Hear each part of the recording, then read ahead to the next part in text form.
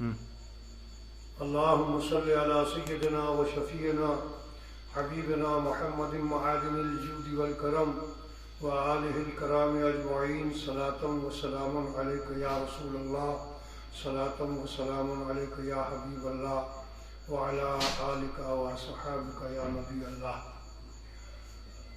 بحمد اللہ تعالی اور بفیض سید عالم صلی اللہ تعالی علیہ وآلہ وبارک وسلم ہم تمام اہل سنت کو آج اس بات کا بڑا رنج ہے اور افسوس ہے کہ ہمارے بیچ سے ایک زبردست عالم فاضل باکمال شخصیت متقی پرہیزگار اور بدعقیدوں پہ برہنہ شمشیر بن کے رہنے والی شخصیت سیدنا شاہ مفتی محمد لطف اللہ صاحب متھروی کا آج صبح 9:15 پہ وصال ہو گیا. انا للہ و انا الیہ راجعون. جو بھی شخص دنیا میں آیا ہے اسے یہاں سے اپنے رب تعالیٰ کی طرف چلے جانا ہے اور وہ اپنی زندگی میں کس کس طرح سے مراحل سے گزرے یہی اس کی زندگی کے واقعات اور اعمال اور اس کے فکر اور عقیدے دوسروں کو رہنمائی کرتے ہیں یا گمراہی کی طرف ڈالتے ہیں. اہل اللہ کا یہ مقام رہا ہے جو صاحب ایمان رہے اور اللہ رسول سے محبت کی اور تقوی و طہارت کی زندگی گزاری. حضرت سیدنا شاہ لطف اللہ صاحب 100 سال سے زیادہ عمر گزار کے اس دنیا سے رخصت ہوئے. وہ ہمارے اکابرین کا جلوہ تھے. ان میں سیدنا حامد میاں علیہ رحمت و رضوان، حضور سیدی مفتی اعظم ہند علیہ رحمت و رضوان، سیدنا صدر الشریعہ امجد علی علیہ رحمت و رضوان جیسی عظیم شخصیتوں سے فیضیاب رہے اور سیدنا مولانا سردار احمد صاحب محدث اعظم پاکستان سے فیضیاب رہے. حافظ ملت شیخ الحدیث مبارک پوری اور حضرت سیدنا شاہ غلام جیلانی میرٹھی صدر العلماء اور حضرت سیدنا مجاہد ملت حبیب الرحمان صاحب قبلہ شمس الدین جونپوری، یہ سب وہ اکابرین ہیں جن سے حضرت کے بڑے گہرے رابطے اور انسیتیں رہیں اور ان کے ساتھ آپ نے صدر الشریعہ سے پڑھا بھی ہے.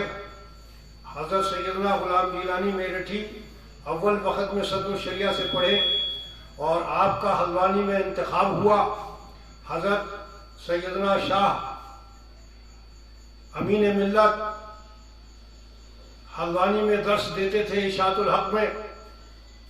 ان کا تقرر مفتی اعظم ہند نے کہیں اور کر دیا. انہوں نے اپنے عوض میں مولوی مفتی محمد لطف اللہ صاحب علیہ رحمت و رضوان کو حلوانی قاری غلام الدین صاحب علیہ رحمہ کے سپرد کیا اور وہ اشاعت الحق میں محتمیم اعلیٰ کی حیثیت سے قائم ہو گئے اور جامع مسجد حلوانی میں نائب امام کے منصب پہ بھی مقرر رہے.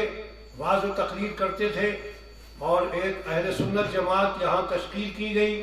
اس میں ایک اہل سنت کی لائبریری قائم ہوئی اور آپ کے ذریعے حلوانی میں ایک تحرک پیدا ہوا.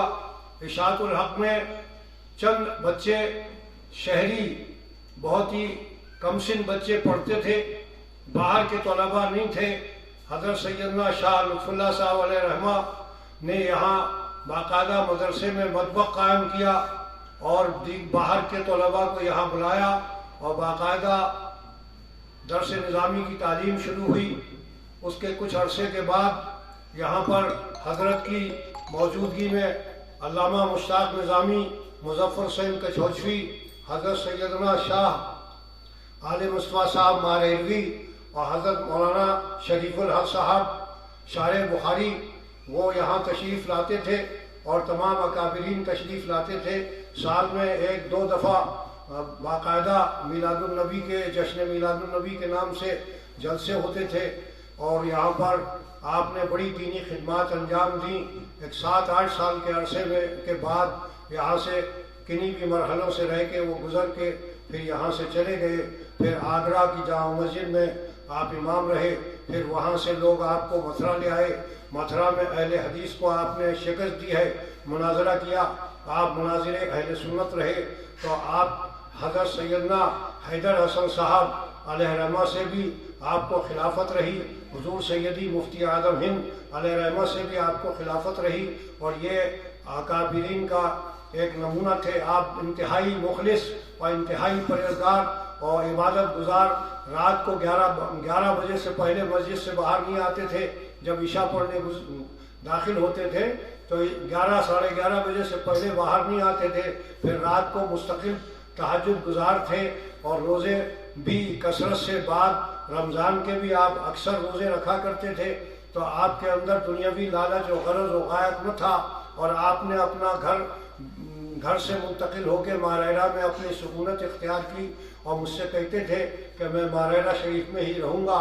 تو یہ حضرت کا ہمارے ساتھ بڑا گہرا رشتہ رہا، اور مجھے بھی انہوں نے اہل سنت والجماعت کی خدمت کرنے کے لیے اکسایا اور بار بار پریس کیا، اور اسی وجہ سے آج ہم جگہ جگہ ان کا تذکرہ بھی کرتے ہیں، اور انہی کی نصیحت پر کہ آپ نے کہا کہ تحریریں لکھو اور لکھ کے لوگوں میں تقسیم کرو اور دین پھیلاؤ، یہ آج اہل سنت کے لیے تکلیف دہ ہے۔ سب اللہ تعالیٰ ان کے درجات بلند فرمائے، اور ان کے فیوز و برکات سے ہمیں مالا مال کرے، اور ان کے گھر کے متعلقین کو سب کو صبر جمیل عطا فرمائے۔ اور ایک عالم کا دنیا سے گزر جانا، دنیا میں اندھیرا ہوتا ہے، اللہ ہم سب کو ان کا نعم البدل عطا فرمائے۔ وما علینا الا البلاغ۔